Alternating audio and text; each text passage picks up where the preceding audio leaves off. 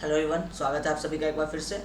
हम लोग लास्ट वाले क्लास तक में शेयर के जो भी थ्योरी थे, जो इनिशियल पार्ट वाले थ्योरी थे, वो हम लोग डिस्कस कर लिए थे।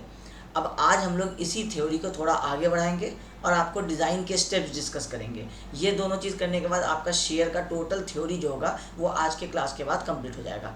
फिर नेक्स्ट वाले क्लास से हम लोग न्यूमेरिकल करेंगे, एनालिसिस के भी और डिज़ाइन के भी।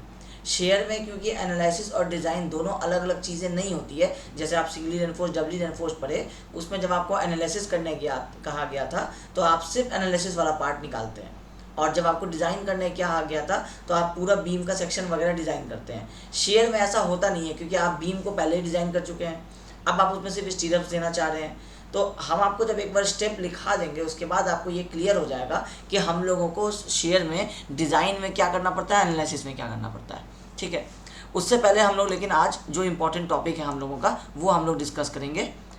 हम लोगों का आज का टॉपिक रहेगा शेयर स्ट्रेस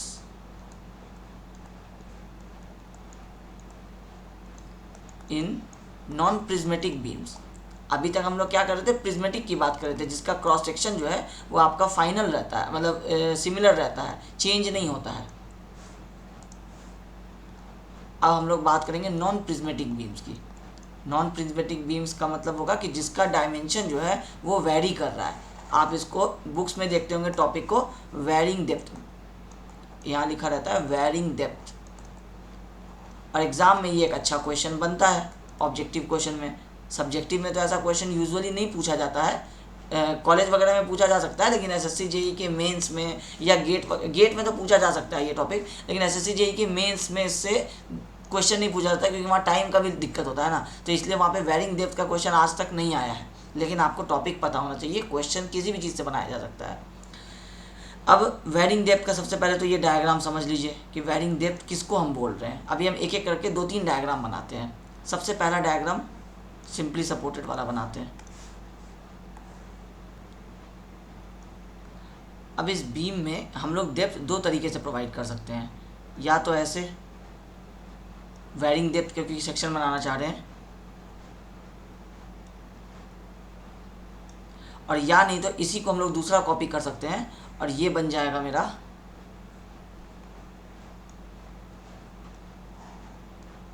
ये दो तरीके से हम लोगों का सेक्शन जो है वेरी कर सकता है। या तो सेंटर की तरफ जाएगा तो सेक्शन का डेप्थ बढ़ जाएगा, या तो सेंटर की तरफ जाएगा तो सेक्शन का डेप्थ कम हो जाएगा। वेरिंग तो यही रहेगा ना, अदरवाइज तो कांस्टेंट रहता। तो या तो आप घटाना चाह रहे हैं या बढ़ाना चाह रहे हैं। एक कांस्टेंट पैटर्न में आप इसको घटा रहे हैं, आपका ये जैसे जैसे आगे आपका स्पैन बढ़ रहा है वैसे वैसे आपका डेप्थ जो है वो डिक्रीज़ कर रहा है, और सेंटर तक आकर के मिनिमम हुआ उसका, तो वो मिरर इफेक्ट हो गया। सेम चीज़ यहाँ आ गया, सेम चीज़ इसमें भी हो गया। ये दो तरीके के सेक्शन हुए। तो आईएस कोड ने इसको कंसिडर किया है कि इसमें हम लोगों का शेयर जो स्ट्रेस आता है, nominal shear stress tau V, वो सिमिलर आपका टाउ वी जो है वो आपका V U by B D नहीं रह जाएगा अब, क्योंकि ये बी डी क्या था, क्रॉस सेक्शन आपका एक सेम रह रहा था। मतलब है कि हम लोग जो अभी तक बात कर रहे थे वो प्रिज्मेटिक वाले की बात कर रहे थे, उसमें हम लोग रेक्टेंगुलर सेक्शन को लिए थे, या स्क्वायर कंसिडर कर लीजिए, तो बी इंटू डी हो जाएगा एरिया। अब यहाँ पे बी इंटू डी एरिया रह नहीं रहा है। तो जैसे जैसे ये डेप्थ चेंज हो रहा है, विड्थ तो कांस्टेंट है, डेप्थ जैसे जैसे चेंज हो रहा है वैसे वैसे आपका स्ट्रेस में या तो स्ट्रेस आपका घटेगा नॉर्मल रेक्टेंगुलर के कंपैरिजन में, या तो बढ़ेगा। क्या घटेगा क्या बढ़ेगा, हम पहले आपको फॉर्मूला लिख देते हैं, उसके बाद उस फॉर्मूला से हम आपको एक्सप्लेन करते हैं। ये फॉर्मूला हम लोगों को आईएस कोड बताता है। अब आईएस कोड का कहना है कि ये V U by B D rectangular के केस में तो हो रहा था, लेकिन अब या तो ये जो आपका बीटा आता है ये आपका यहाँ पे ये हॉरिजॉन्टल ऐसा चलता, यहाँ से आप ये इसको इंक्रीज कर दिए बीटा, या ये हॉरिजॉन्टल यहाँ ऐसा चलता और इसको आप डिक्रीज कर दिए इस तरह से, और एंगल हो गया इसका बीटा। ये जो बीटा एंगल है, इस बीटा एंगल के वजह से एक इफेक्ट आया। क्या इफेक्ट आया, आपका शेयर स्ट्रेस घटा या बढ़ा। अब वो कितना घटा या कितना बढ़ा, इसका लॉजिक होता है कि जैसे जैसे आपका बेंडिंग मोमेंट आगे की तरफ बढ़ता है उस पर आपका डिपेंड करता है ये सारा स्टोरी, कि आपका शेयर स्ट्रेस घटेगा या बढ़ेगा। तो जैसे जैसे आप बेंडिंग मोमेंट आगे की तरफ, जैसे आपका यहाँ इसका अगर हम एक बेंडिंग मोमेंट डायग्राम साथ साथ बनाना चाहें, ये एक बीम को हम इस तरह से कंसिडर कर लेते हैं कि ये मेरा सिंपली सपोर्टेड बीम है, और इसका बेंडिंग मोमेंट डायग्राम अगर हम बनाएंगे यूडीएल के केस में तो वो कुछ ऐसा बनेगा। तो जैसे जैसे मेरा बेंडिंग मोमेंट आगे की तरफ इंक्रीज कर रहा है, अगर हम अपना डेप्थ भी साथ साथ इंक्रीज करते हैं तो आप एक तरह से समझ सकते हैं कि हम एक अच्छा इम्पैक्ट दे रहे हैं। बेंडिंग मोमेंट ज़्यादा यहाँ पे आता है, आप सेक्शन का डेप्थ ज़्यादा यहाँ पे बढ़ा दिए, तो सेक्शन क्या करेगा कि कम से कम शेयर स्ट्रेस प्रोड्यूस करेगा, क्योंकि उसको जो चाहिए था ज़्यादा बेंडिंग मोमेंट में। अभी हम लोग क्रैंक बार्स डिस्कस किए हैं कि हम लोग बेंट अप बार जो है वो किस तरह से हम लोग यहाँ प्रोवाइड करते हैं। तो बेंट अप बार जो प्रोवाइड किए थे तो हम आपको लॉजिक क्या समझाए थे कि यहाँ पे मैक्सिमम बेंडिंग मोमेंट है, उसके लिए 6 स्टील का ज़रूरत था। यहाँ पे बेंडिंग मोमेंट कम है तो 3 स्टील का ज़रूरत था। उसी तरह से यहाँ पे बेंडिंग मोमेंट ज़्यादा है तो ज़्यादा डेप्थ का ज़रूरत है, यहाँ बेंडिंग मोमेंट कम है तो कम डेप्थ का ज़रूरत है। यही चीज़ को आप यहाँ पे समझने की कोशिश कीजिए कि यहाँ बेंडिंग मोमेंट ज़्यादा है तो ज़्यादा डेप्थ दे दिया आप, यहाँ पे कम है तो कम डेप्थ दिए आप। इसका मतलब है कि जो आइडियल रिक्वायरमेंट था वो दिए है। इसका मतलब है कि यहाँ पे टाउ वी जो होगा वो आपका कम होना चाहिए, क्योंकि टाउ वी क्या स्ट्रेस है। आप स्ट्रेस को क्या किए, रिड्यूस कर दिए सेक्शन को इस तरह से प्रोवाइड करके। अब यहाँ पे उल्टा हो रहा है, यहाँ पे आपका बीम जो है उसका बेंडिंग मोमेंट डायग्राम इसका भी ऐसा ही बन रहा है। यहाँ पे मैक्सिमम बेंडिंग मोमेंट आ रहा था और यहाँ पे आप सबसे कम डेप्थ प्रोवाइड कर दिए, बीम स्ट्रेस में आ गया। अब उसके बाद उसको यहाँ पे ज़रूरत ही नहीं है डेप्थ की ज़्यादा, लेकिन आप इसमें यहाँ पे ज़बरदस्ती ज़्यादा डेप्थ प्रोवाइड कर रहे हैं, यहाँ के कॉम्पेरेटिवली सबसे ज़्यादा डेप्थ आप यहाँ पे प्रोवाइड कर रहे हैं, और इसको यहाँ पे बेंडिंग की ज़रूरत ही नहीं है। तो ये बेंडिंग जो है ये आपको एक शेयर स्ट्रेस में रोल प्ले कर रहा है। अब या तो ये अच्छा रोल प्ले कर रहा है या तो ये ख़राब रोल प्ले कर रहा है। तो जब ये अच्छा रोल प्ले कर रहा है तो ये टाउ वी को क्या कर रहा है, डिक्रीज कर रहा है। ये खराब रोल प्ले कर रहा है तो टाउ वी को क्या कर रहा है, इंक्रीज कर रहा है। ये लॉजिक समझ में आना चाहिए। ये अगर समझ में आ गया तो समझ में आ जाएगा कि कब प्लस करना है कब माइनस करना है। अगर ये अच्छा इफेक्ट दे रहा है और शेयर स्ट्रेस को डिक्रीज कर रहा है, इसका मतलब है V U by B D जो वैल्यू आ रहा था वो टाउ वी हो रहा था, उससे अगर आप माइनस कर दीजिएगा कुछ ये वाला वैल्यू तो ये वी यू कम हो जाएगा। तो वी यू कम हो जाएगा तो अल्टीमेटली क्या होगा कि आपका, या तो आप ऐसा कर लीजिए V U by B D कर लीजिए, या तो ये पूरा वैल्यू जो है ये अल्टीमेटली अगर इसको हम माइनस करके लिखें, इसको हम इस तरह से लिखें V U by B D minus M U by D tan beta, तो आप समझ सकते हैं कि ये टाउ वी को क्या कर रहा है, डिक्रीज कर रहा है। टाउ वी को डिक्रीज कर रहा है मतलब ये तो अच्छी बात हुई हम लोगों के लिए, बीम के लिए अच्छी बात हुई कि टाउ वी कम आएगा तो आपको रेनफोर्समेंट भी कम देना पड़ेगा। तो ये आप कैसे अचीव किए, आप डेप्थ को बेंडिंग मोमेंट के डायरेक्शन में इंक्रीज कर दिए। तो ये जो हम आपका डायग्राम बनाए हैं, ये डायग्राम बनाए हैं अभी हम आपको सिंपली सपोर्टेड के लिए समझाए हैं, कैंटिलीवर के लिए भी समझाना बाकी है, ठीक है।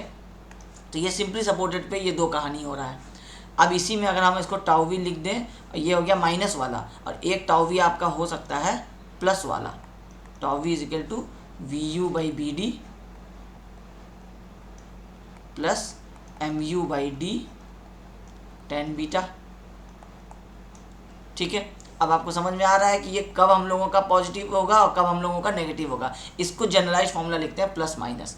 तो आप जब बुक्स में फॉर्मूला देखेंगे तो ये देखेंगे, आपको ऑब्जेक्टिव में पूछ लेगा एसएससी में या स्टेट एजेई में या गेट में कि आपका एक कोई कंडीशन दे देगा आपको, यानी तो आपको जैसे बीटा का वैल्यू दे देगा, आपको डी का डेप्थ बता देगा, बी बता देगा, मूवमेंट बता देगा कितना आ रहा है, शेयर फोर्स बता देगा, बोलेगा टाउ वी कितना आ रहा है। अब आपको लगेगा tau V equal to V U by B D होता है, मूवमेंट का क्या ज़रूरत है, बीटा का क्या ज़रूरत है। चलो आपको याद भी आ गया, तो आपको अब ये नहीं याद आ रहा है कि प्लस करना है या माइनस करना है। और एग्ज़ाम में क्या होता है, जल्दी जल्दी में ये वाला आइडिया लोगों को अगर क्लियर नहीं रहता है तो लोग वो इमेज नहीं बना पाते हैं, क्योंकि अभी हम आपको कैंटिलीवर भी समझाएंगे तब वहाँ से कन्फ्यूज़न स्टार्ट होगा। अभी तो आपको ये ईजी लग रहा होगा क्योंकि सिंपली सपोर्टेड भी आप सिर्फ सीखे हैं। अभी जस्ट हम आपको अभी कैंटिलीवर बता देते हैं, फिर आपको डाउट आएगा जब आप 10 दिन बाद इसको देखेंगे। अभी आपको क्लियर रहेगा, 10 दिन आप इस टॉपिक को छोड़ दीजिए, उसके बाद आप दोबारा आइए देखने के लिए। फिर आपको अगर पूछा जाएगा, पहले क्वेश्चन पूछा जाएगा तो आपको कन्फ्यूज़न होगा कि प्लस होता है या माइनस होता है, सिर्फ इसमें कन्फ्यूज़न रह जाता है। फॉर्मूला तो सबको याद हो जाता है, तो इसलिए इसको हम यहाँ पे स्टार लगा रहे हैं, क्योंकि ये फॉर्मूला याद रखना प्लस और माइनस के साथ इंपॉर्टेंट होता है। एग्ज़ाम में इससे क्वेश्चन आता है, ठीक है। हम यहाँ पे आपको लिख देंगे कि ये कब प्लस होता है कब माइनस होता है, वो नोट्स में इस तरह से यहाँ पे लिखा रहेगा, ठीक है। अब हम लोग डिस्कस करते हैं कैंटिलीवर का। ये हो गया सिंपली सपोर्टेड का। अब कैंटिलीवर में समझिए, इसका बीम का डेप्थ जो है वो आप वेरी कर रहे हैं, कुछ ऐसा कर रहे हैं, कुछ ऐसा हम लोगों का कैंटिलीवर होता है। इसका बेंडिंग मोमेंट डायग्राम बनाइए। इसका बेंडिंग मोमेंट अगर यूडीएल के लिए बना रहे हैं मान लेते हैं तो ये कुछ ऐसा बनता है, ये अल्टीमेटली आके यहाँ पे ज़ीरो हो जाता है। बेंडिंग मोमेंट किधर इंक्रीज़ किया, इधर की तरफ, डेप्थ किधर इंक्रीज किया, इधर की ही तरफ। इसका मतलब है जहाँ बेंडिंग मोमेंट मैक्सिमम वहाँ डेप्थ भी आप दिए मैक्सिमम। आपको अब यहाँ पे समझ में आ जाएगा कि आपका टाउ वी जो होगा, टाउ वी वो हो जाएगा V U by B D minus M U by D tan beta. अब इसी तरह का एक सेक्शन और बना दीजिए। अब इसमें हम लोग क्या कर रहे हैं कि हम लोग डेप्थ को उल्टा इंक्रीज करते हैं इस तरह से। तो आप समझ सकते हैं कि अब आगे की कहानी। अब यहाँ पे जो आपका टाउ वी होगा ये हो जाएगा V U by B D plus M U by D tan beta. ठीक है। अब कन्फ्यूज़न कहाँ आता है, कई बार आपको एग्जाम में क्वेश्चन जो है वो ऐसा दे देता है, जैसे अब आप बुक्स वगैरह में देखेंगे ना तो आपको सिंपली सपोर्टेड बता देगा और आपको यहाँ से इस तरह से बाकी रिमेनिंग पोर्शन हटा देता है, ये ऐसा कुछ कर देता है। अब उसमें कन्फ्यूज़न स्टार्ट हो जाता है। क्यों स्टार्ट हो जाता है कि वो सिंपली सपोर्टेड पूछा और वो इस तरह से सेक्शन आपको दिखा दिया। अब आपने ये इमेज देखा और आपने ये भी इमेज देखा, ये दोनों ऑलमोस्ट एक जैसा है। आप ये इमेज देख रहे हैं, इसमें से ये हाफ को यहाँ से इस तरह से करके अगर बाकी को हटा दिया जाएगा तो ये सेक्शन आप देखेंगे, मान लीजिए ये भी नहीं बनाया हुआ है आपको, या अगर बना दिया है कन्फ्यूज़ करने के लिए इमेज में, और आप यहाँ ये वाला देख रहे हैं, ये दोनों ऑलमोस्ट सिमिलर है। ये भी सेक्शन का डेप्थ आगे की तरफ घट रहा है, ये भी सेक्शन की तरफ आगे का डेप्थ घट रहा है, लेकिन ये कैंटिलीवर है, इसमें आगे सपोर्ट नहीं आएगा, तो वो वर्ड्स को पढ़ना पड़ेगा। यहाँ पे कैंटिलीवर में आगे का सपोर्ट आएगा, है ना। अच्छा, अब ये इरेज हो गया, ये वापस अंडू नहीं हो रहा है। चलिए हम इसको यहाँ पे दोबारा ड्रॉ कर देंगे, ठीक है। तो ये चीज़ आपको समझ में आना चाहिए कि आपके ये जो डायग्राम है, ये डायग्राम के हिसाब से कॉन्सेप्ट समझ में आना चाहिए। प्लस होगा माइनस होगा भूल जाइए, आपको कॉन्सेप्ट समझ में आना चाहिए कि आप बेंडिंग मोमेंट के साथ साथ डेप्थ को बढ़ा रहे हैं, फ़ायदा होगा। बेंडिंग मोमेंट में भी फ़ायदा हो रहा है, शेयर में भी फ़ायदा होगा। तो शेयर में फ़ायदा कैसे पहुंचेगा, आपका स्ट्रेस कम हो जाएगा, ताकि आपका अगर स्ट्रेंथ ज़्यादा है कंक्रीट का तो कम स्टील देने की ज़रूरत पड़ेगी। तो ये चीज़ हो गया एक। उसके बाद यहाँ पे आप डेप्थ यहाँ बढ़ा रहे हैं जबकि बेंडिंग मोमेंट यहाँ मैक्सिमम में उल्टा हो गया, इसका मतलब स्ट्रेस बढ़ेगा तो प्लस हो जाएगा। तो यही फॉर्मूला का प्लस और माइनस का दो पार्ट हो गया। ये है बस मेरा बीम नॉन प्रिज्मेटिक बीम्स में सिर्फ शेयर डिस्कस करने का यही मेरा रीज़न था कि ये चीज़ आपको समझ में आना चाहिए। इससे सब्जेक्टिव न्यूमेरिकल क्वेश्चन नहीं बनाया जाता है, लेकिन इससे शेयर स्ट्रेस से रिलेटेड क्वेश्चन बना दिया जाता है। या तो आपको वर्ड्स वाला क्वेश्चन बन जाता है कॉन्सेप्चुअल, उसमें आपको पूछ देगा कि एक non prismatic beam of varying section cantilever beam होगा, उसमें आपका शेयर स्ट्रेस इंक्रीज होगा या डिक्रीज होगा। अब उसके बाद वो आपको वहाँ पे चार ऑप्शन दे देगा, it increases with bending moment diagram, it decreases with bending moment diagram. GATE में ऐसा क्वेश्चन पूछा जाता है। हम आपको जब ऑब्जेक्टिव कराएंगे तो सारे क्वेश्चंस कराएंगे, सारे स्टूडेंट्स गेट्स वाले से लेकर के कॉलेज वाले तक के सारे स्टूडेंट को ये कॉन्सेप्ट काम आएगा, क्योंकि आपके कॉलेज में भी पूछा जा सकता है। एसएससी का क्वेश्चन है ये प्री का, आपको गेट का क्वेश्चन है ये आपको 1 नंबर का, ठीक है। तो ये हो गया मेरा नॉन प्रिज्मेटिक बीम पे पूरा जो इन्फॉर्मेशन हम प्रोवाइड कर रहे थे। अब एक चीज़ हम लास्ट क्लास में आपको यहाँ पे समझाए थे कि हम लोगों का जब हम लोग टाउ वी निकाले, चाहे प्रिज्मेटिक के लिए निकाले नॉन प्रिज्मेटिक के लिए निकाले, अब टाउ वी हम लोग निकाले V U by B D कर दिए या प्लस माइनस करके जो भी फॉर्मूला यूज़ किए टाउ वी निकाल लिए।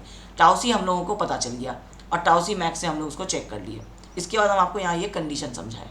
कंडीशन में क्या समझाया कि अगर शेयर स्ट्रेस आपका मैक्सिमम स्ट्रेस की कैपेसिटी से ज़्यादा आ रहा है तो सेक्शन तो रीडिज़ाइन होगा। मान लेते हैं ज़्यादा से कम आ रहा है, जो मैक्सिमम है उससे कम आ रहा है, लेकिन जो कंक्रीट का अपना स्ट्रेंथ था उससे ज़्यादा आ रहा है, तो आप जितना भी एक्स्ट्रा आ रहा है उसके लिए रेनफोर्समेंट प्रोवाइड करेंगे। वही 30-70 = 100 वाला कॉन्सेप्ट याद रखना है, ठीक है। अब उसके बाद हम आपको बताएं कि जब आपका टाउ सी जो है कंक्रीट के स्ट्रेंथ से आपका स्ट्रेस कम हो जाता है तो आप शेयर रेनफोर्समेंट नहीं प्रोवाइड करेंगे, ठीक है। अब इस चीज़ को अब हम आपको थोड़ा सा और इलेबोरेट करते हैं। अब इस वाले पार्ट को हम ले आते हैं यहाँ, और यहाँ पे हम आपको इम्पोर्टेंट करके इसको अब एक समझा देते हैं। अब जब इस तरह का केस होता है कि जब आपका, यही लिख देते हैं, जब आपका when tau V is less than tau C. अब यहाँ पे दो केस बनता है। पहले तो ये चीज़ समझ लीजिए कि ये मतलब क्या हुआ, tau V less than tau C, इसका मतलब है कंक्रीट अलोन सारा स्ट्रेस बियर कर सकता है, उसको स्टीरअप्स की रिक्वायरमेंट नहीं है, ऐसा वो कहना चाह रहा है। लेकिन हम आपको दो चीज़ समझाए थे कि दो चीज़ हो सकता है, या तो वहाँ पे अगर आप रेनफोर्समेंट नहीं प्रोवाइड करते हैं तो उसके वजह से आपको एक वर्टिकल क्रैक्स आ जाएगा, लेकिन भले ही आपको वो डेंजरस नहीं होगा, लेकिन फिर भी आपको क्रैक्स आ जाएगा। क्रैक्स आ जाएगा तो सर्विसिबिलिटी वाला प्रॉब्लम होगा, लोग देखेंगे उसको डरेंगे, लोग उसको लगेगा लोगों को कि ये बीम टूटने वाला है और वो अननेसेसरी उस बीम में रिपेयर चाहेंगे, जबकि आपको कैलकुलेशन वाइज पता है कि रिपेयर की ज़रूरत है नहीं। तो इतना सारा ट्रबल क्रिएट होने से अच्छा है कि आईएस कोड कहता है कि मिनिमम शेयर रेनफोर्समेंट प्रोवाइड कर दो। ठीक है, अब ये मिनिमम शेयर रेनफोर्समेंट कहाँ से कहाँ तक प्रोवाइड करना है? तो अगर आपका टाउवी जो है, अब यहाँ से नया इन्फॉर्मेशन हम आपको बता रहे हैं, अगर आपका टाउवी जो है वो ग्रेटर देन 0.5 टाउसी है लेकिन लेस देन टाउसी है, इसका मतलब क्या है कि टाउसी से कम है लेकिन 50% से कम नहीं है, 50% से ज़्यादा है। मतलब अगर टाउसी का वैल्यू 10 था तो 10 से नीचे है लेकिन 5 से ऊपर है। इसका मतलब क्या है कि कम तो हर हाल में है टाउसी से, लेकिन 5, 6, 7, 8 कुछ इस तरह से अगर आपका स्ट्रेस आ रहा है तो इस केस में हम लोग प्रोवाइड करेंगे, इस केस में हम लोग प्रोवाइड करेंगे मिनिमम शेयर रेनफोर्समेंट, क्योंकि थोड़ा सा तो स्ट्रेस है तो इसलिए हम लोग मिनिमम शेयर रेनफोर्समेंट देंगे। अगर यही टाउ भी आपका एकदम लेस हो जाता है 0.5 टाउ सी से भी, कहने का मतलब है कि स्ट्रेंथ कंक्रीट का 30 है और टाउ वी जो है उसमें 1 या 2 का स्ट्रेस आ रहा है, इसका मतलब है कि ये 50% से भी कम है कंक्रीट के स्ट्रेंथ के। इसका मतलब है कि ये बिल्कुल ही सिग्निफिकेंट नहीं है। जब बिल्कुल ही सिग्निफिकेंट नहीं है तो इसका मतलब होगा कि नो शेयर रेनफोर्समेंट रिक्वायर्ड।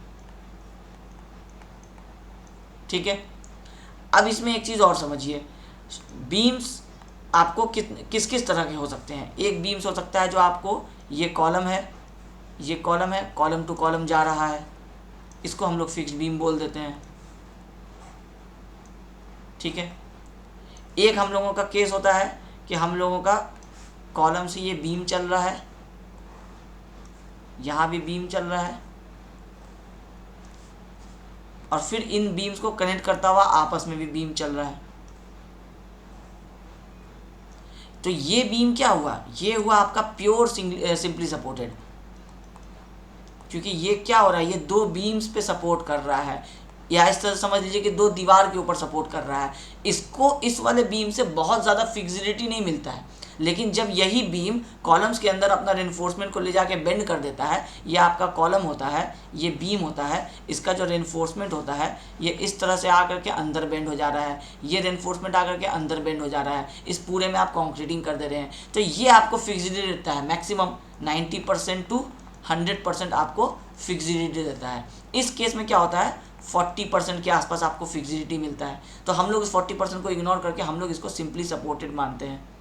जब आप कल को कभी सॉफ्टवेयर वगैरह सीखिएगा, या आप अगर बेंडिंग मोमेंट डायग्राम ही अगर आप कैलकुलेट करना चाहिएगा इस तरह के केसेस का, तो जब भी कभी इस वाले बीम का आप बेंडिंग मोमेंट डायग्राम चेक करेंगे तो आप देखेंगे कि वो आपको सिर्फ ऐसा बनता है, लेकिन इसका देखेंगे तो ये आपको ऐसा बनता है, क्योंकि इसमें फिक्सिडिटी आ रहा है, ये फिक्स्ड बीम हो गया, ये सिंपली सपोर्टेड रह जाता है। जब भी ऐसे सिंपली सपोर्टेड बीम की बात होती है तो हम लोगों का अगर tau V less than tau C आता है तो हम लोग डायरेक्टली कह देते हैं नो शेयर रेनफोर्समेंट रिक्वायर्ड। वो इसी वजह से कह देते हैं कि ये सिंपली सपोर्टेड है, सिंपली सपोर्टेड है और tau V less than tau C आ रहा है तो शेयर रेनफोर्समेंट देने की ज़रूरत ही नहीं है। इस केस में कभी नहीं कह सकते, इसमें हमेशा ऑलवेज हम लोगों का मिनिमम शेयर रेनफोर्समेंट होगा। ऑलवेज, ये वर्ड को ध्यान रखना है। फिक्स्ड बीम है मतलब हमेशा होगा मिनिमम, चाहे रिक्वायरमेंट नहीं हो, क्योंकि ये कॉलम जब मूव करेगा, कॉलम जब बेंड करेगा तो वो एडिशनल इतने दूर तक में आपको एक बीम को भी अपने साथ मान के चलता है। एक अगर हम कॉलम का सामने से एक एलिवेशन बनाए तो ये कुछ इतने दूर के बीम को वो अपने साथ मान के चलता है कि ये हम लोग सारे, क्योंकि सारे का कंक्रीटिंग एक साथ हुआ था तो सारे का कंक्रीटिंग हुआ था, प्लस इसका रेनफोर्समेंट यहाँ अंदर ऐसे बेंड किया हुआ है, इसका अंदर ऐसे बेंड किया हुआ है, ये वाला रेनफोर्समेंट यहाँ से इस तरह रेनफोर्समेंट जा रहा है, तो ये कुछ दूर तक अपने इस बीम को साथ ले जाता है और ये डिस्टेंस होता है आपका इफेक्टिव डेप्थ।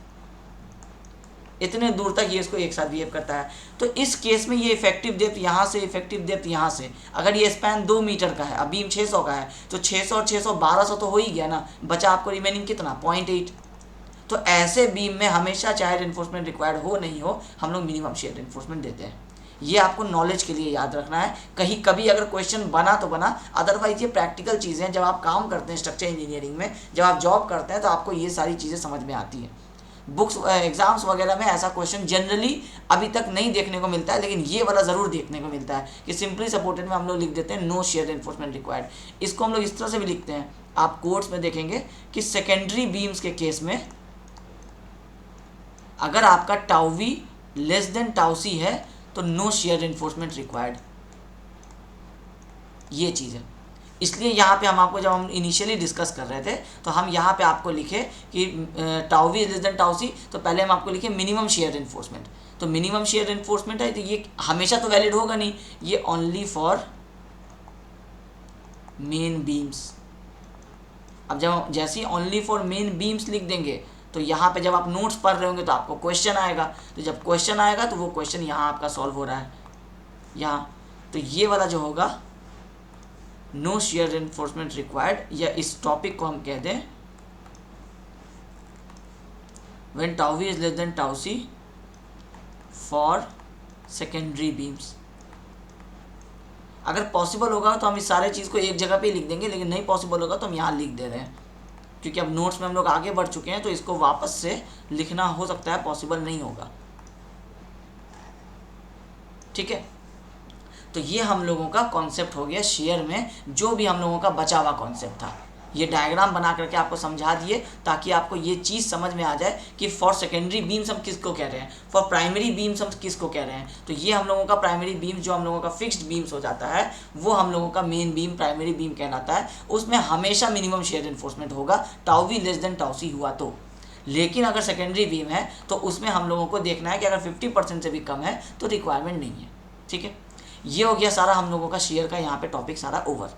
अब हम आपको यहाँ पे नेक्स्ट बताते हैं डिज़ाइन कॉन्सेप्ट्स। अब डिज़ाइन कॉन्सेप्ट्स या एनालिसिस कॉन्सेप्ट्स आपके शेयर के केस में सेम होते हैं, लेकिन हम फिर भी आपको यहाँ पे स्टेप्स लिखा देते हैं, कॉलेज स्टूडेंट्स को अक्सर पूछता है।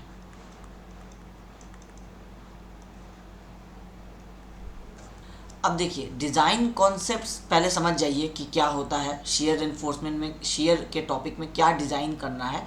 एक बार ये समझ में आ जाएगा, कोई स्टेप याद रखने की ज़रूरत नहीं पड़ेगी कभी भी नहीं। आपको जब आप शेयर का कैलकुलेशन कर रहे हैं या जब आप शेयर की बात कर रहे हैं, इसका मतलब है कि आप अपने बीम में कहाँ तक पहुँच चुके हैं, ये चीज़ पहले समझ लीजिए। आप एक बीम का सेक्शन फाइनल कर चुके हैं, क्योंकि आप सिंगली रेनफोर्स डबली रेनफोर्स करके आए हैं, तो आपको ये बी पता है, आपको ये कैपिटल डी भी पता है, और आप एज्यूम कर चुके थे वहाँ पे कि आपका इफ़ेक्टिव कवर कितना होगा, तो आपको ये डी सी भी पता है। तो इसका मतलब है कि आप ये इफ़ेक्टिव डेप्थ भी बता सकते हैं। इतना सारा चीज़ आप निकाले, फिर आप निकाले कि आपके बॉटम में कितना स्टील आ रहा है, उस स्टील का आप एरिया निकाले। और अब तो हम ये भी मान के चलते हैं कि आप टॉप का डबली रेनफोर्स भी अगर आपका बीम है, तो उससे तो कोई फ़र्क पड़ता नहीं है हम लोगों को, सिंगली हो या डबली हो। इसका मतलब है कि जब टोटल बीम का न्यूमेरिकल करेंगे, जो बीटेक वाले स्टूडेंट्स होंगे, तो उनको हो सकता है डिज़ाइन करने बोलेगा डबली रेनफोर्स, हो सकता है डिज़ाइन करने बोलेगा सिंगली रेनफोर्स। सिंगली रेनफोर्स भी डिज़ाइन करने बोलेगा तो रेनफोर्समेंट बॉटम का निकालने के बाद शेयर पे आना पड़ेगा। डबली रेनफोर्स भी बोलेगा तो अभी आपको शेयर पे आना ही पड़ेगा। तो आपका ये डायग्राम सिंगली हो या डबली हो, उससे कोई फ़र्क नहीं पड़ता है, शेयर चेक हमेशा लगेगा। ठीक है, आप इतनी सारी चीज़ें निकाल चुके हैं। आप यहाँ से क्या निकाल दिए, ये AST निकाल दिए, इसको आप निकाले AST। और AST का तो हम लोगों को काम पड़ता ही नहीं है, क्योंकि जब भी शेयर जो गवर्न करता है, तो शेयर कैसे स्टार्ट होता है ये चीज़ समझिए। जब भी कोई बीम शेयर में फेल करने वाला होगा, ये आपका बीम है, इसको हम साइड से एलिवेशन बना रहे हैं, ये क्रॉस सेक्शन था आपका, तो बीम जो होगा वो इस तरह से, उसमें सबसे पहला क्रैक हम आपको बताएं कि ये आपका कॉलम है, इस कॉलम से आपको डी डिस्टेंस तक वो आप इस कॉलम बीम को क्या करता है कि कॉलम अपने साथ इमेजिन करता है कि ये इतना पोर्शन जो है वो मेरे साथ जाएगा, मतलब वो कॉलम का पार्ट है। इसका मतलब है कि मैक्सिमम जो आपका जो स्टार्ट होगा आपके बीम में फेलियर होना, वो यहाँ से शुरू होता है, सपोर्ट से शुरू नहीं होता है। भले ही हम लोग इसका शेयर फोर्स डायग्राम जब बनाते हैं, मान लेते हैं ये आगे सिंपली सपोर्टेड है, तो हम इसका शेयर फोर्स डायग्राम यहाँ से ऐसे बनाते हैं, आगे जितना दूर भी ये सिंपली सपोर्टेड जाएगा वहाँ जा करके ये इस तरह से ज़ीरो हो जाएगा। हम लोग यही करते हैं। तो हम लोग बनाते हैं इसको यहाँ से हैं, क्योंकि हम लोगों को यहाँ तक का वैल्यू जो है ये मिल जाता है, क्योंकि हम लोगों को इफेक्टिव स्पैन पता होता है। तो हम लोग इफेक्टिव स्पैन के जगह पे मैक्सिमम शेयर फोर्स निकाल लेते हैं। सही मायने में जब आप जॉब करेंगे आगे जा करके, जब आप स्ट्रक्चर इंजीनियरिंग में रेनफोर्समेंट प्रोवाइड करेंगे, अभी तो आप थियोरेटिकली पढ़ रहे हैं, जब आप काम करेंगे तो आपको रियलाइज़ होगा कि बीम में एक्चुअल जो है वो ये वाला शेयर फोर्स गवर्न कर रहा है, और ये और इसमें आपको दिखेगा कि डबल का डिफरेंस है। तो जब डबल का डिफरेंस दिखेगा तो आप इसके लिए रेनफोर्समेंट प्रोवाइड कीजिएगा तो बहुत ज़्यादा हो जाएगा। तो वहाँ लोग स्मार्ट तरीका अपनाते हैं, सपोर्ट पे जो भी बेंडिंग शेयर फोर्स रिक्वायर्ड होता है इसके लिए वो लोग क्या करते हैं, रेनफोर्समेंट प्रोवाइड कर देते हैं। मैक्सिमम से भी थोड़ा कम हो गया, और इसमें थोड़ा सा डाउट रहता है बोल के आप इसमें सपोर्ट पे जाकर के डिज़ाइन कर देते हैं। तो ये तो हुआ काम करने का तरीका। लेकिन आपको IS कोड या आपको RCC में आपको कॉन्सेप्ट क्या कह रहा है कि डी डिस्टेंस से वो फेल होना शुरू होता है। चलिए हम इसी को अभी आगे बना देते हैं कि डी डिस्टेंस से फेल होगा तो कैसे फेल होगा। 45 डिग्री में फेल होना चाहेगा तो आपका यहाँ तक आकर के फेल हुआ। अब आपको समझ में आया कि चलो यहाँ पे डी डिस्टेंस बोला जा रहा था तो डाउटफुल लगा, तो हो सकता है कि आप यहाँ पे अपने सेक्शन को चाहिएगा कि यहाँ जितना शेयर फोर्स हो उसको हम लोग डिज़ाइन करें। तो इतना वैल्यू कहाँ से ढूंढिएगा, तो आप सपोर्ट पे जो आपका डिस्टेंस है, सपोर्ट से सपोर्ट आप शेयर निकाल लेते हैं और आप इसको प्रोवाइड कर देते हैं। ये हुआ प्रैक्टिकल। अभी आप एग्जाम में क्या कर रहे हैं, या आप अभी जो पढ़ रहे हैं, आप क्या किया, आप शेयर फोर्स निकाले WL/2, ये L इफेक्टिव था तो शेयर फोर्स आपको यहाँ का वैल्यू मिला, ये वाला, ये आपको मिला V, इसको आप 1.5 कर दिए, ये VU हो गया। आपको एक्चुअल में निकालना था डी डिस्टेंस वाला, कोड ऐसा कहता है आपको, ठीक है। आप कोड वाला नहीं निकालते, हम लोग जब भी बुक्स वगैरह में या सॉल्यूशन जब भी करेंगे हम लोग WL/2 लेकर के ही चलेंगे, ठीक है। इसको इस तरह से आप मान लीजिए। लेकिन एक्चुअल सिनेरियो क्या हो रहा है कि यहाँ से फेल होना शुरू हो रहा है और यहाँ तक फेल हो रहा है, ठीक है। तो आपके बीम में जो सबसे पहला क्रैक आता है वो टॉप में आता है, टॉप सरफेस में, और यहाँ पे जो टॉप में आता है उसके बाद वो फेल करना शुरू करता है और बॉटम तक आके फेल कर जाता है। इसको रेजिस्ट करने के लिए दो चीज़ आपको पता चला। एक तो पता चला कि या तो आप इस तरह से शेयर रेनफोर्समेंट प्रोवाइड कर दीजिए, हम आपको बताए थे, और या नहीं तो हम आपको दूसरा तरीका बताए कि बॉटम वाले स्टील को ही आप क्या कीजिए, ज़्यादा प्रोवाइड कर दीजिए। आप जितना बॉटम वाले स्टील को आप ज़्यादा प्रोवाइड करेंगे उतना आपका कैपेसिटी जो होगा, ये जो फेलियर होना चाहेगा, टॉप से क्रैक आएगा यहाँ तक, इस वाले लाइन तक, लेकिन उसके बाद इसको क्या करेगा, ये रेजिस्ट कर लेगा, क्योंकि ये जो पूरा जोन होगा ना, ये इस रेनफोर्समेंट के इफेक्ट में चलेगा, तो आपको बच जाएगा फेलियर आपका। तो ये चीज़ आपका हो रहा है। तो इसमें आपका कुल मिलाकर के आप क्या कर चुके हैं अब तक कि आप अपना बीम आप बना चुके हैं, बीम का साइज़ BD आप फाइनल कर चुके हैं, टोटल D आप निकाल चुके हैं, इफेक्टिव D निकाल चुके हैं, AST निकाल चुके हैं। ASC का इंपॉर्टेंस आपको हुआ ही नहीं कहीं पे, क्योंकि वो ऊपर से तो फेलियर होगा कंप्रेशन जोन में शेयर का, बॉटम वाला आकर के बचा लेगा, तो AST इंपॉर्टेंट हुआ। तो AST इंपॉर्टेंट हुआ तो हम एक काम करते हैं, हम इसको हटा देते हैं ताकि ना ये रहेगा ना कन्फ्यूज़न आएगा, ठीक है। हम उसको बना भी दिया आपके लिए और हम उसको इरेज भी कर दिए। आपको दोनों केस समझ में आ गया होगा। डायरेक्टली सिर्फ नोट्स पढ़े होंगे आप, या पढ़ने वाले होंगे, या आपका कोई फ्रेंड पढ़ने वाला होगा, उसको नहीं समझ में आएगा कि डबली रेनफोर्स में शेयर चेक क्यों नहीं लगाए, तो सिंगली रेनफोर्स के लिए किए। हम दोनों के लिए बता रहे हैं आपको, ठीक है। तो AST इंपॉर्टेंट हुआ आपका। तो आप अभी तक ये सारी चीज़ें निकाल चुके हैं सिंगली रेनफोर्स के डिज़ाइन में या डबली रेनफोर्स के डिज़ाइन में। अब आप आना चाह रहे हैं डिज़ाइन कॉन्सेप्ट ऑफ शेयर। आपको बचा वन चीज़ क्या है, आपको और निकालना क्या क्या है, आपको निकालना है ये रेनफोर्समेंट। इस रेनफोर्समेंट का आपको डायामीटर नहीं पता है। ये शेयर रेनफोर्समेंट ASVM किसको बोल रहे हैं, हम इसी को तो बोल रहे हैं ना। इसका आपको डायामीटर नहीं पता है, आपको हम बता दिए कि डायामीटर आप एज्यूम कर लीजिएगा। फिर जब आप सेक्शन एलिवेशन में बात कर रहे हैं तो आपको ये नहीं समझ में आ रहा है कि ये कितने स्पेसिंग पे प्रोवाइड करना है, मिनिमम मैक्सिमम कितना होगा उसका स्पेसिंग, ये वाला। तो आप ये वाला भी निकाल लीजिएगा। इसके लिए भी हम आपको बता दिए हैं कि SV स्पेसिंग कैसे निकाल सकते हैं। तो आप यहाँ से क्या निकाल रहे हैं, ASV, यहाँ से क्या निकाल रहे हैं, SV। फिर अब जब आप ASV निकाले हैं तो इसको चेक कीजिएगा, चेक फॉर मिनिमम ASV, इसको हम लोग क्या बोलते हैं, ASV मिनिमम, ठीक है। फिर आप इसको क्या कीजिएगा, SV निकालिएगा तो चेक फॉर मैक्सिमम SV, कि उससे ज़्यादा नहीं प्रोवाइड कर दीजिए। इसको आप क्या बोलते हैं, SV मैक्स। कैसे निकालते हैं उसका भी कंडीशन समझा दिए कि इंक्लाइंड है तो कुछ और होगा, वर्टिकल है तो कुछ और होगा। तो आप अल्टीमेटली इस बीम में निकाले क्या क्या, BD और स्मॉल d, ये तो निकाल चुके थे सिंगली रेनफोर्स डबली रेनफोर्स में। इफेक्टिव कवर भी आप निकाल चुके थे, आपको सिर्फ निकालना है ASV और SV। तो इस पूरे आपको इस शेयर डिज़ाइन में एक्चुअली में सिर्फ यही दो चीज़ें निकालनी है। अब इसको निकालने के लिए जो जो चीज़ों की रिक्वायरमेंट होगी वो तो साथ साथ हम लोग ऑब्वियसली निकालते हैं। तो डिज़ाइन कॉन्सेप्ट्स में हम लोगों को टू फाइंड क्या करना है, पहला एरिया ऑफ shear reinforcement। ये मेरा तरीका है कि हम ये लिखने से पहले हम आपको ये स्टोरी एक समझा देना चाहते हैं कि आपको ये समझ में आ जाए कि आपको रटना नहीं है, आपको बस क्या क्या निकालना है आपको समझ में आ जाना चाहिए। आपको ASV निकालना है, क्यों निकालना है आपको क्लियर हो गया ये डायग्राम देख के। फिर आपको स्पेसिंग ऑफ shear reinforcement,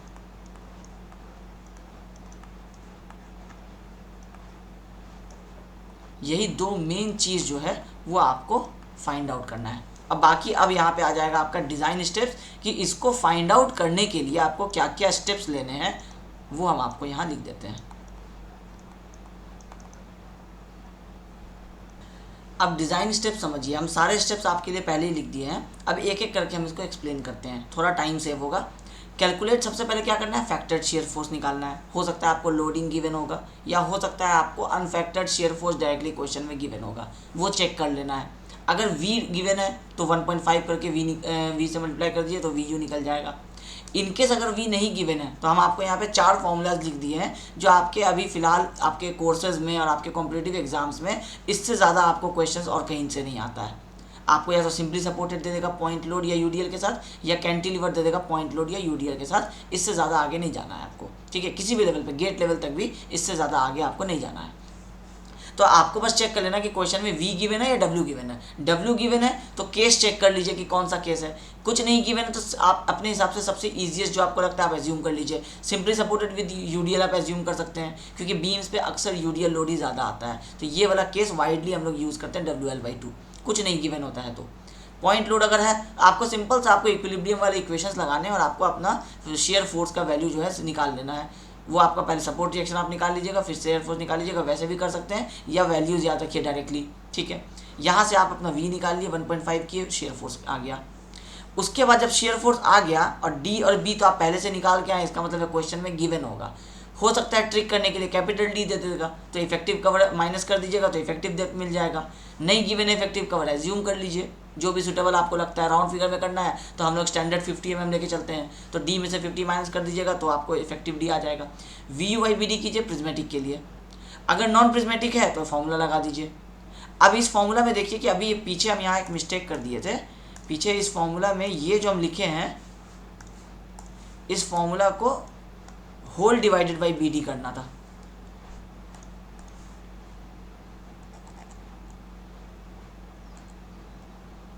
ये पूरा फॉर्मूला जो हो जाएगा ये होल डिवाइडेड बाई, क्योंकि ये न्यूमरेटर है, शेयर फोर्स को कम करता है, यहाँ आ जाएगा आपको BD।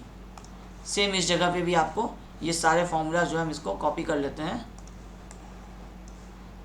ये जनरलाइज फॉर्मूला हम आपको यहाँ पे लिख दे रहे हैं, ठीक है। प्लस माइनस हो जाएगा जो भी जैसा केस हो जाएगा।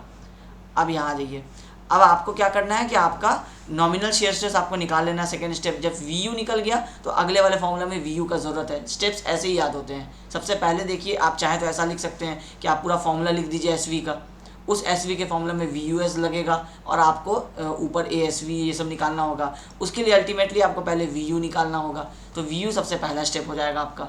उस VU को यूज़ करके आप जनरली प्रिज्मेटिक बीम्स का क्वेश्चन आता है, हम लोग एक इसका भी क्वेश्चन करके देख लेंगे ताकि दोनों केसेस आपके क्लियर हो जाएं। हम लोगों का टाउ V निकल गया, अब टाउ V निकला है तो टाउ C भी चाहिए होगा ताकि पता चले कंक्रीट का स्ट्रेंथ कितना है। तो टाउ C और टाउ C मैक्स दोनों हम लोग चेक कर लेंगे। अब आप दोनों में से कोई भी पहले कर सकते हो, उससे कोई इशू नहीं है। स्टैंडर्ड तरीका है कि टाउ C मैक्स पहले निकाल के ये तो देख लीजिए कि आपका स्ट्रेस जो आ रहा है कहीं आपके मैक्सिमम स्ट्रेस से ज़्यादा तो नहीं आ जा रहा है, तो आपको वहीं पर अपने बीम के साइज़ को चेंज करना पड़ेगा। तो ये आपका स्टेप नंबर 3 और स्टेप नंबर 4 हो जाएगा। मतलब है कि टाउ V निकाले, टाउ V निकाल के टाउ C मैक्स से चेक कर लिए। चेक करने के लिए टेबल नंबर 20 देखना है, पेज नंबर 73 IS 456, ये बता दिया आपको। आपको भी अगर एग्जाम्स में पूछता है कि स्टेप्स डिस्कस कीजिए तो ऐसे डिस्कस करना है। आप चेक किए, अगर आपका टाउ V कम आ गया टाउ C मैक्स से तो फिर ठीक है, अगर नहीं आया तो इंक्रीज करना है साइज ऑफ द सेक्शन। ये तो कॉन्सेप्ट है, याद रह जाएगा। जब ये चेक आप कर लिए तो अब आपको चेक करना होगा कि आपके कंक्रीट में कितना स्ट्रेंथ है ताकि उसके हिसाब से रिमेनिंग के लिए स्टील दिया जा सके। तो टाउ C फाइंड आउट कर लीजिए। कहाँ से फाइंड आउट करना है, PT और FC के पता रहेगा। FC के क्वेश्चन में गिवन रहेगा, अगर PT नहीं गिवन है क्वेश्चन में तो ये इस तरह से कोई डिटेल दिया रहेगा, AST बताया हुआ रहेगा। AST/BD कर दीजिए तो PT निकल जाएगा। उस PT को और FC के हिसाब से टेबल नंबर 19 जो टेबल नंबर 20 के जस्ट ऊपर है उसी पेज पे, वहाँ से आप इसका टाउ C का वैल्यू निकाल लीजिएगा। अब आपको टाउ C पता चल गया कितना है। अगर आपका टाउवी जो है वो आपके 50% टाउसी से भी कम आ रहा है तो आपको हम बता चुके हैं कि नो शेयर एनफोर्समेंट रिक्वायर्ड। और ये हम स्टैंडर्ड केस के लिए बता रहे हैं, ये हम बता रहे हैं फॉर सेकेंडरी बीम्स, और जनरली सारे सेकेंडरी बीम्स के ही क्वेश्चन आते हैं। तो इसलिए अब यहाँ पे हम डिज़ाइन के स्टेप्स में तो हम लोगों को एक स्टैंडर्डाइज एक प्रोसेस लिखना है ना, तो इसलिए हम यहाँ पे ये नहीं लिखे हैं फॉर सेकेंडरी बीम, हम आपको डायरेक्टली लिख दिए कि टाउसी के 50% से कम है तो नो शेयर एनफोर्समेंट रिक्वायर्ड। अगर आपके 50% से ज़्यादा है लेकिन फिर भी टाउसी से कम है तो मिनिमम शेयर एनफोर्समेंट रिक्वायर्ड। और अगर आपके टाउसी से ज़्यादा है लेकिन टाउसी मैक्स से कम है तो उसका मतलब है कि कैलकुलेटेड शेयर एनफोर्समेंट आएगा।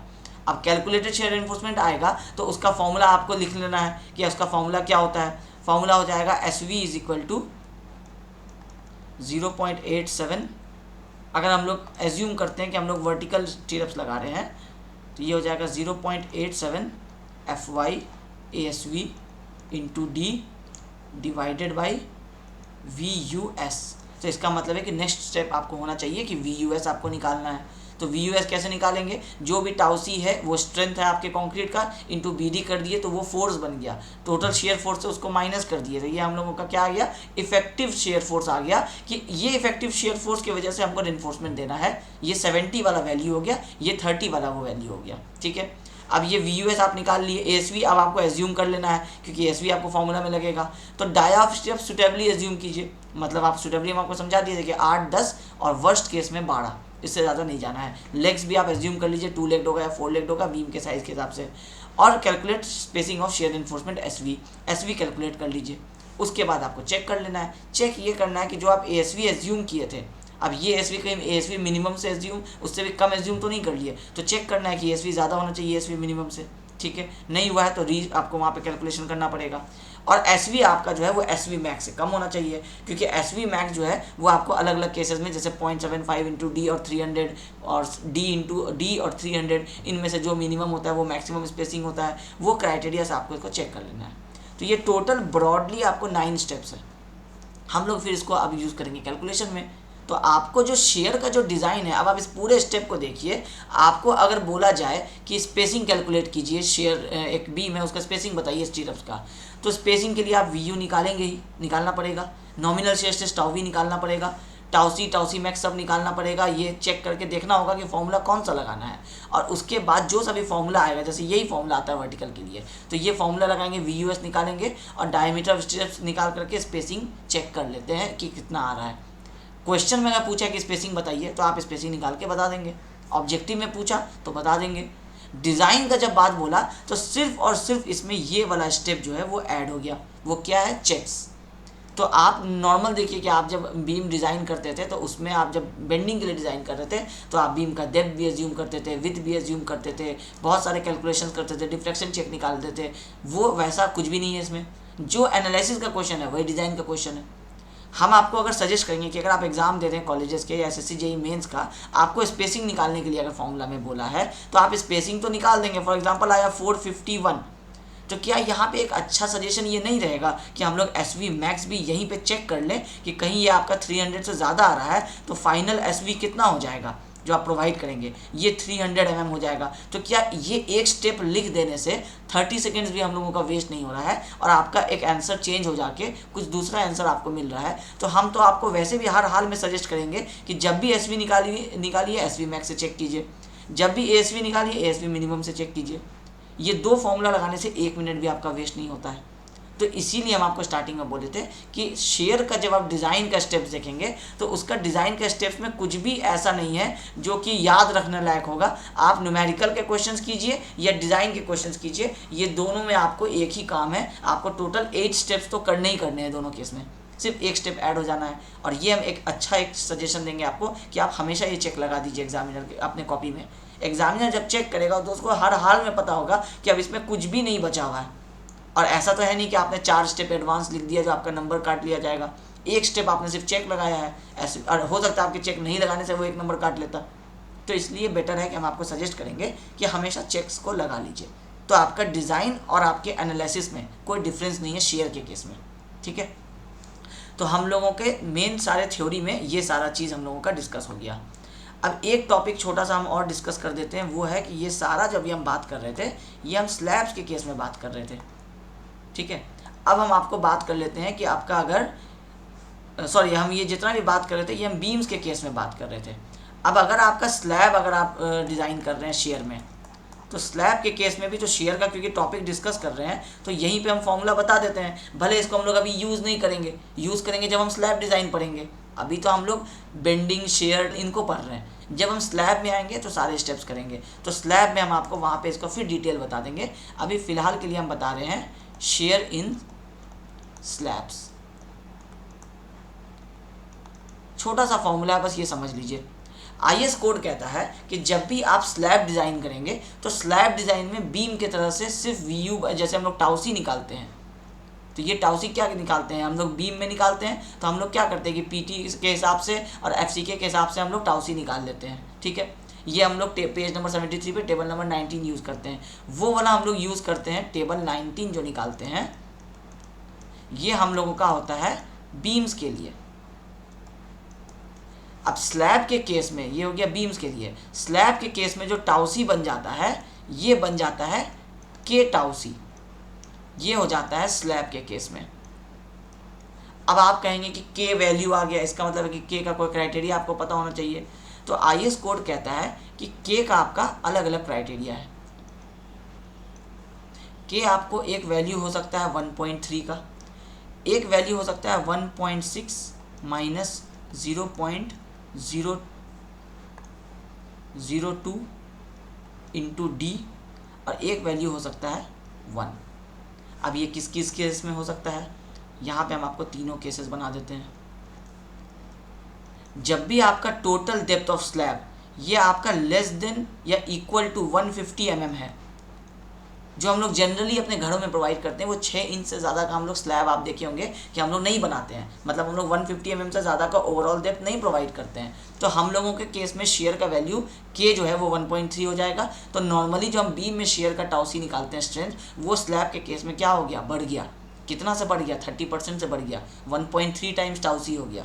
ठीक है, या जब आपका स्लैब का जो डेप्थ है वो 150 mm से ग्रेटर होगा और लेस होगा आपको 300 mm से,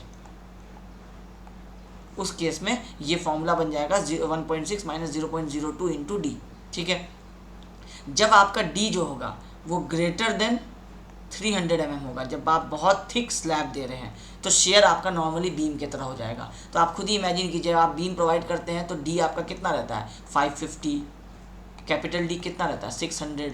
तो जब भी 300 से ज़्यादा का कोई स्लैब होगा उसको हम लोग बीम कंसिडर करेंगे, और जब बीम कंसिडर करेंगे तो बीम की तरह से सिर्फ हम लोग टाउसी निकाल लेंगे। टेबल नंबर 19 से हो गया हम लोगों का कंक्रीट का वहाँ पे स्ट्रेंथ जो होगा इतना ही हो जाएगा। लेकिन जब आप स्लैब का थिकनेस कम करने लगेंगे, पतला स्लैब जब आप बनाएंगे 300 से कम आएंगे, तो ये फॉर्मूला बन जाएगा ये वाला।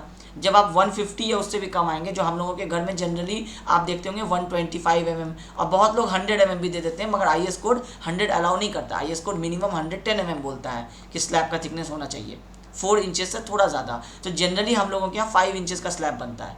तो 5 इंचेस का जब स्लैब बना, इसका मतलब 150 से कम हुआ, तो हम लोगों का शेयर स्ट्रेंथ क्या होता है, इंक्रीज़ कर जाता है।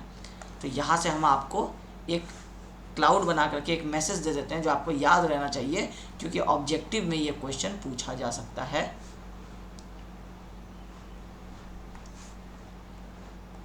As thickness of slab decreases